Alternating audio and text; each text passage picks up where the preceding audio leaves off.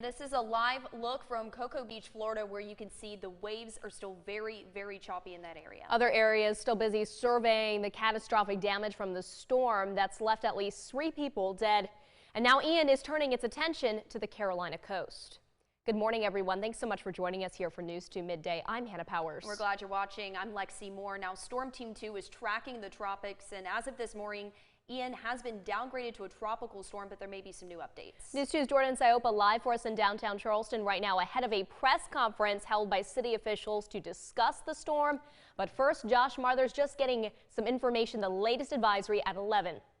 Yeah, let's show you what's going on right now. Storm Team 2's Viper radar showing the center of Tropical Storm Ian now emerging off the space coast of Florida, and it will begin its north turn here very shortly and head toward the South Carolina coast by tomorrow. Let's give you the latest information here. This is what we have as of the 11 o'clock advisory. Max winds are at 70 miles per hour as the storm is now back out over the Atlantic. It's moving north-northeast at 9 miles per hour. The pressure's at 987 millibars. That's holding steady. Here's where we have it now. This is the latest track. It does strengthen the storm to a Category 1 hurricane, which is not surprising based off of what's going to be happening along our coastline.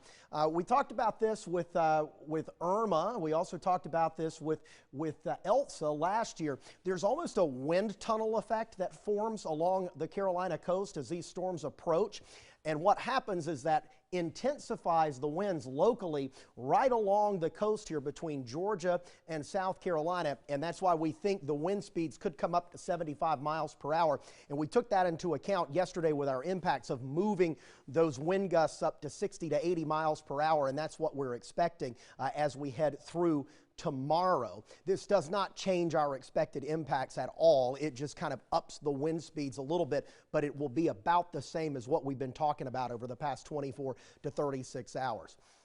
26 mile per hour sustained wind now at the Charleston International Airport. We're starting to get tropical storm force winds spread onshore. Our 11 o'clock high tide projected to be at 8 feet. Now this is going to have a little bit of a lag. It won't peak here for about another half hour or so.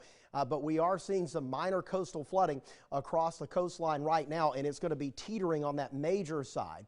Tonight's moderate coastal flooding expected at the 11 o'clock tide, and then the noon high tide tomorrow is forecast to be at 8.7 feet in advance of the approach of Ian. Right now, downtown Charleston, cloudy skies overhead, and we will probably start to see some showers pop here over the next little while. As we move through the lunch hour, we'll be in the upper 60s with scattered showers taking us into the afternoon hours. The rain chances will begin to increase as we move toward late afternoon and into the evening with steadier, heavier rains on the way as we move through the night tonight and into tomorrow morning.